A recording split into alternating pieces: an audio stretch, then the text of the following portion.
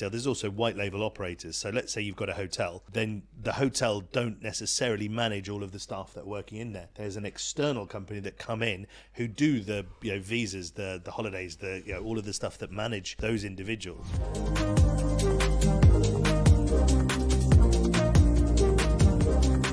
Hello team, we are the Two Fat Brokers. I'm Barney from Dubai. Ben from Abu Dhabi. And today we are going to be talking about something that I've Fabrizio. Oh yeah, sorry mate. And today we're going to be talking about something that I've completely forgotten about. Ben, what are we talking about today? We're talking about the next big trend in UAE real estate, branded residences. It's not the next big trend. Branded residences have been around for forever. Yeah, Maybe but they're getting bigger and trendier. Oh, are they? Oh yeah. They wearing skinny jeans and No leather socks. jackets. No socks. Yeah, just like a Dubai broker.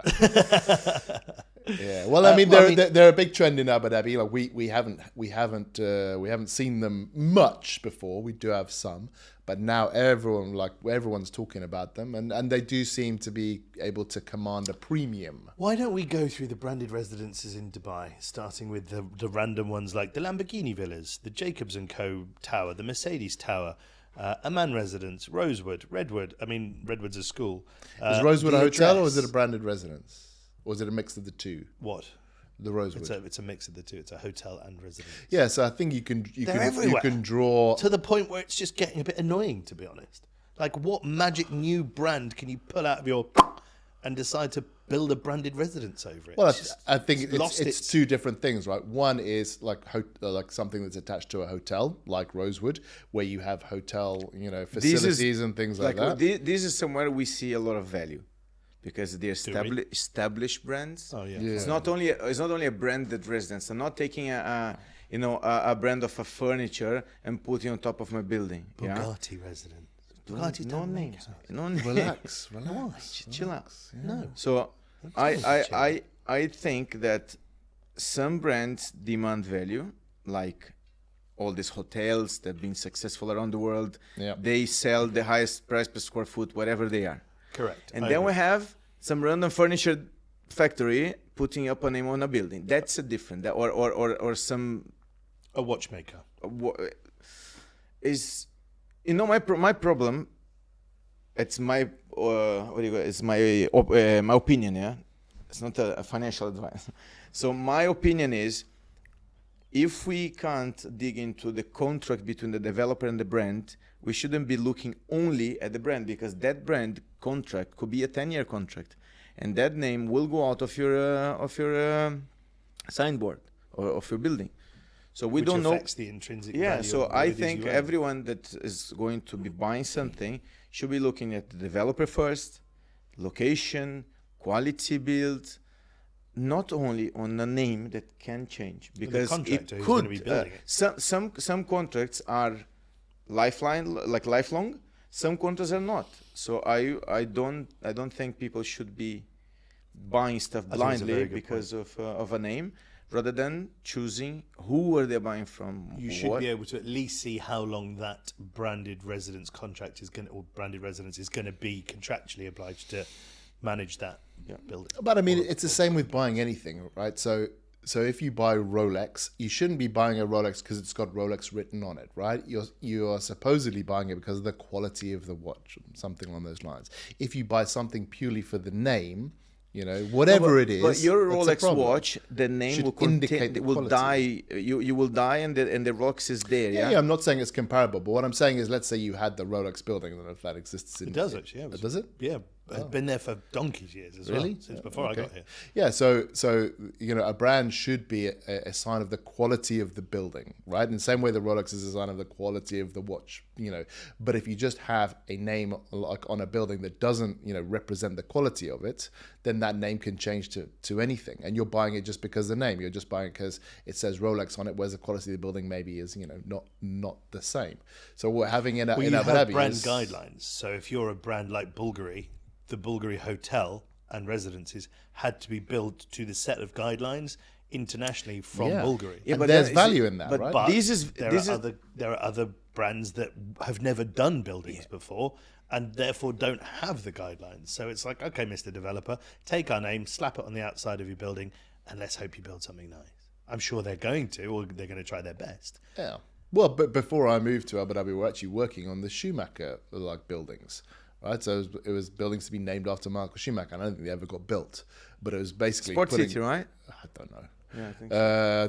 Didn't know Dubai at the time then, but you're just like basically putting a name on it and hoping people buy it because it's Michael Schumacher. But obviously he's got nothing to do with buildings, you know, or anything like that. Right. Yeah, he sold his name. Yeah, so could have like on the Tiger Woods building. So or I think people have to start to differentiate branded. the golf course, he designed it, right? So you would expect the Tiger Woods golf course should be well designed, right? But and so the Rosewood, you know, residences should be well designed. Right? So You've there actually are- hit the nail on the head. Tiger Woods doesn't design golf courses. So there are branded Right, and branded.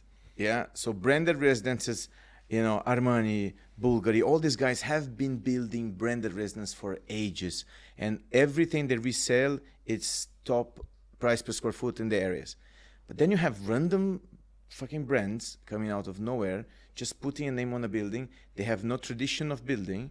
They are not builders. They are a brand of something else. And we don't know how long will this brand be there. So, but then you go, okay. I'm a little bit adverse to it, but Well, then you go, okay. So I mentioned the Amman hotels at the beginning. But Amman is not a watchmaker; it's a property. That's what I mean, and they are arguably the best hotel brand in the world, hotel and residence brand in the world, and they are charging anywhere, let's say, between 13 to 18, 19,000 dirhams a square foot, and people are paying it because they know what they're going to get. But obviously, I mean, there's other you know, like names being put on buildings, and the developer sees a value in it, right? Let's say it's Michael Schumacher. The developer sees a value in it. People are buying because it's Michael Schumacher or themed or whatever. But what we're saying, Michael Schumacher. I mean, okay. It's an example. Whoever the Fabrizio Saltini buildings. No one's buying that. No one's buying that. It's got no roof.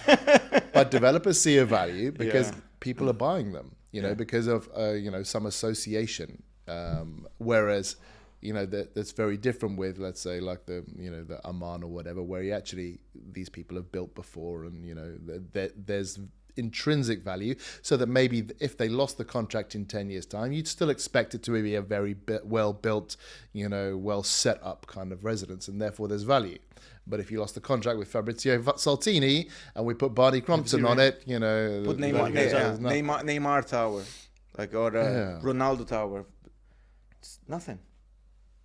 But people are buying it. So some people. Yeah, but it could be a clickbait. Yeah, like, you know, I'm just using that to get your attention and sell a building, and you expect that he's going to be there That is forever. 100% what it is. And is not going to be there forever in some cases. Okay, and even as you say, because it's basically contractual, right? So you know that contract could be terminated after a year or last 10 years. But it's a lifelong contract. We don't know. That's the problem we have. We don't. You don't want to necessarily want a lifelong contract either, do you? Because if you've got a lifelong contract, there's no reason, or there would be an argument that the brand could just let the whole building go to waste, and you have no ability to get them out. You have to sue them to get them out. No, but they're not running the business. It's just a brand. It's just a name. But they have to operate within the guidelines. The brand have guidelines. So the Amman have guidelines. The way that this building, this hotel and residence should look, the service, the quality, you know, the whole shebang. You know, you aren't allowed. And okay, without going into too much detail, there's also white label operators. So let's say you've got a hotel, then the hotel don't necessarily manage all of the staff that are working in there. There's an external company that come in who do the visas, the holidays, all of the stuff that manage those individuals.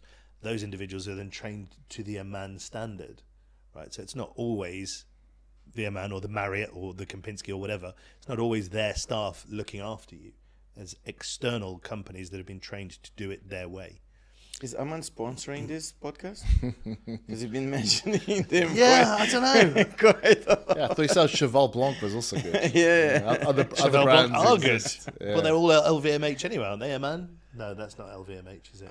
But I think you can also draw the distinction between hotel operators, where you're actually operating the building, and, you know, let's say watchmakers or furniture makers or celebrities, Car makers, who someone else entirely is operating the building, and you know, and whether it's built to whatever standards. And what are your expectations from that building? Because this is their first building, so yeah. Yeah, so we're getting some, like, we've got the Nobu branded residence in Abu Dhabi. We've got Historically, a well-known brand. yeah, of we've residences. got Eli Saab residences. Okay. You know, we've got W Marriott. You know, we've got more of these residences coming up. So, but I think if they prove to be very popular, and Nobu residence is, like, you know, probably the most expensive building on a per square foot basis in Abu Dhabi. If they prove to be very popular, we're likely to see more. You know, Are they more expensive than Mandarin Abu Dhabi? I think so. Yeah, the Mandarin Oriental only launched just recently. And that's museum view, so view of Zayed Museum, whereas the Nobu's on the water with its own hotel and beach and stuff like that. So I think it is more expensive, yeah. Have they sold out, the Nobu? Only No idea. the big penthouse left, yeah, I think, or sold. They have sold out. Really? And he's right. Say sold out. Yeah. There's one penthouse left for Yeah. 130 million, Yeah, which is the smaller one of the one that's sold for 130 million. yeah. But I think even developers now like Alda are looking at different ways to market products, and they're using celebrity chefs and, you know, these kind of things, and branding, you know, their buildings in different kind of ways as marketing tools, almost, well, not like clickbait exactly, but, you know, to try and grab attention and show these things as being a little bit different in various different ways. So we also got Sama Yas building, and they've partnered with Chef Izu, I think that's his name, you know, and he's going to have a restaurant in there, and that's, you know, part of that marketing plan, which is slightly different from branding residences, but And you have to not far. you have to kind of understand how difficult now it is with a city or a country that has so much construction. How do you get yourself to be recognised in amongst Stand everyone out else? now is difficult. Yeah. Yeah. Like, what do? You have to do something, which is why you see potentially the rise of these people who are not builders nor are they hotel operators putting their names to construction, to development. And the problem is, even if you are getting like hotel operators, so the Marriott, you know, whatever it is, so you've got the Marriott this, and then you got 3 Marriott, you know, branded residences, and then all of a sudden that like pop and that, you know, zip has gone out of it. Like if you had like 2 or 3 different Bugatti or Rolex or whatever it might be, so people are looking for like what's the new brand, and, you know, what's new and what's, you know, funky and upcoming that people have heard of, and that they'll Would also be pay interesting extra. because obviously a lot of these brands are represented by local families, aren't they? You know, they have the franchises to them in the countries. Be interesting to know whether those master brands are consulted before the local family who has the franchise to their name puts it to a developer. Must 100% have they to, do, yeah. mate. 100% they do. Yeah, they Well, you wouldn't can't say just. nothing's 100%. They'll not put on a building without having. Yeah, authority devalues to their do it. brand. Yeah, I mean, depends. You'd have to have a look at the contract to be sure about that. There's no 100%. So on Saudi Island, we've obviously got the Louvre Museum. So there's some apartments built opposite it called Louvre Views, and they have to pay a royalty every year, the owners of those apartments, things like 4,000 dirhams, to the Louvre to use, you know, that name on that building. So what happens when 10% of them don't pay? Oh, the new like a owner service association. fee. The new Yeah. owner association will do a vote, and we no longer want to pay that. Yeah, well then I guess they'd lose the legal right to use the name Louvre if they So you if have they to change the decided building not to. name. Yeah, maybe. Again, we're back to that point of. And what happens if 10% of the people don't pay and the Louvre are like, well, you're short 10%? Yeah. The rest Things of you have built to make in with it up. your I think service those people would charges. pay. The interesting point would come where the Louvre would go, actually, you know, we don't want you to use our name anymore. You're not maintaining the building to our standards. Yeah, or we just don't see ourselves as being associated with apartments anymore. You know, sorry, you can't use our name anymore, and that could legitimately devalue the price of your apartment. So what are the benefits? We seem to be focusing a lot on the potential negatives. Well, it's all branding. You know, it's like why do you buy something from Emaar as opposed to another developer, right? A brand should, you know, show you the quality of what's being built, and you need to do your own research to see, is that really true, right? So this is a brand, whatever it might be, Those are brands Eli intrinsic Saab to the or whoever. construction. Yeah. Yeah, is that reflective of the quality of what I'm getting here, or is it just someone just slapped a So- name on something?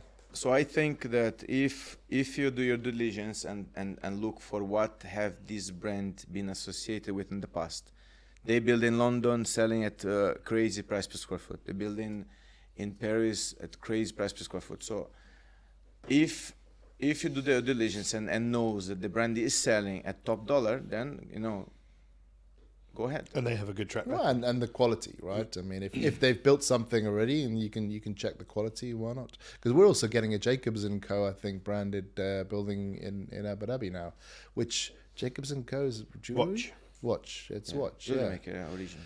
Yeah, so that would be interesting if you were going to buy that. Maybe you check out the Jacobs and Co. building in Dubai and see what kind of quality you're expecting, what kind of quality Jacobs and Co.